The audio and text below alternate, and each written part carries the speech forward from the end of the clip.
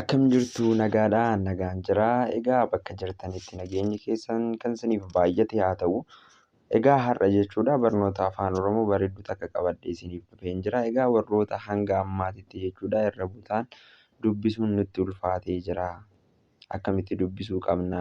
Seera akkamii hordofuu qabna? Jettan hunduma keessaniifuu kan ta'u jechuudha barumsi har'aa. Okay?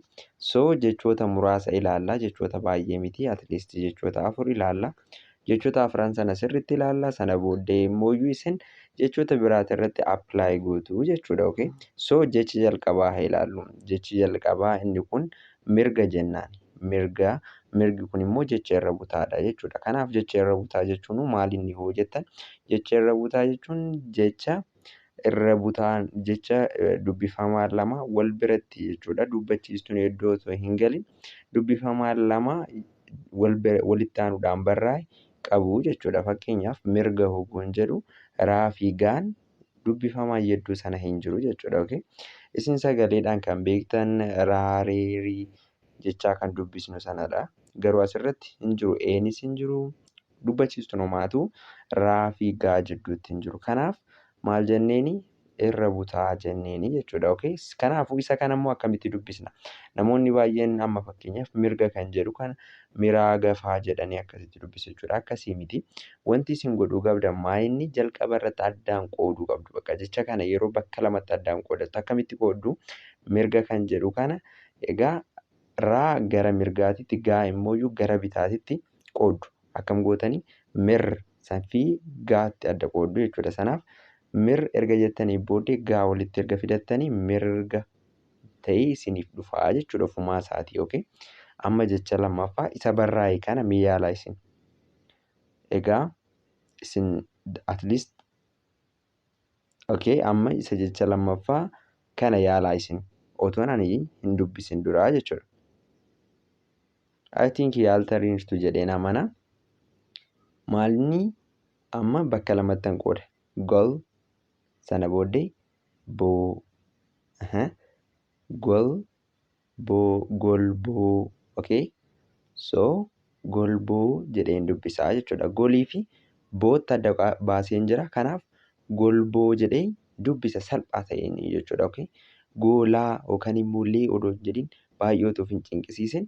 Kanaaf gol sana booddee boo golboo jedheen dubbisaa jechuudha. Okay? Innaaf sadaffaa ani otoo hin dubbisin dura yaalaa xinnoo ishee egaa at least sekondii lamaan takka isiniif haa kennu. Okay, dubbistaniirtu jedheen amana. Adda baafattu akkuma isiniin jedhe sana. Ba. Arba. Okay? Arba.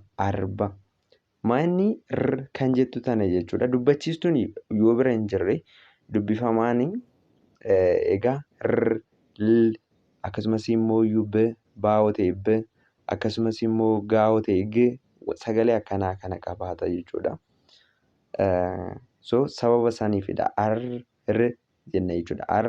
Hoon jennu kan jennu sagalee jettu qabaatti jechuudha. Okay?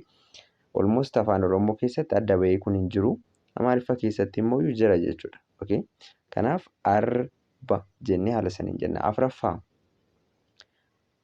dubbisaa isin jechuudha otoo hin dubbisin dura. Okay, dubbistaniirtu jedheen amana.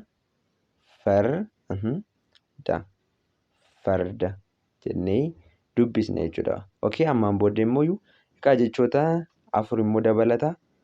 Bifa saniin egaa dubbisaa isin ni dubbistu ani immoo egaa dursitanii dubbistu ani immoo xinnoo tureen jedha jechuudha.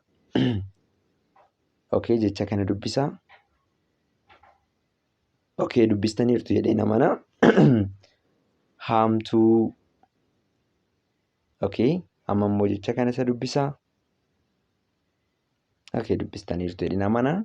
Furtuu. Okay, furtuu. Jecha kana immoo dubbisaa. Okay, dubbistaniirtu jedheen amana.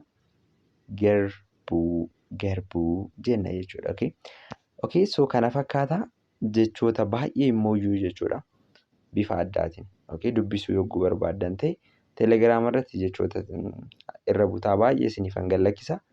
Kanaaf liinkii telegiraamaa isa kanaan jooyin godhaatii sana booddee immoo jechoota irra butaa baay'ee telegiraama irratti dubbisaa argadhaan isiniin jedha. Kanaaf barumsi keenya irraa kana fakkaata. Akkasumas wanti tokko isinitti himuu barbaadu kallattiidhaan immoo yoo barachuu barbaaddan bilbila kana irratti na dubbisuu dandeessu. Okay? So barumsi keenya irraa kana fakkaata. Gaafilee immoo yoo qabaattan moor na gaafadha. Akkasumas immoo bifni itti barsiisuus bifa akkanaatiin ni ta'a. Odoo jettanii koomentii lafa naa gootanii natti tola. Akkasumas na jajjabeessaa isiniin jedha. Haaraa yoo taatan subscribe gochuu keessan akka hin irraanfanne jabaadhaa. Viidiyoo biraatiin ammoo wal agarrutti nagaan ta'a.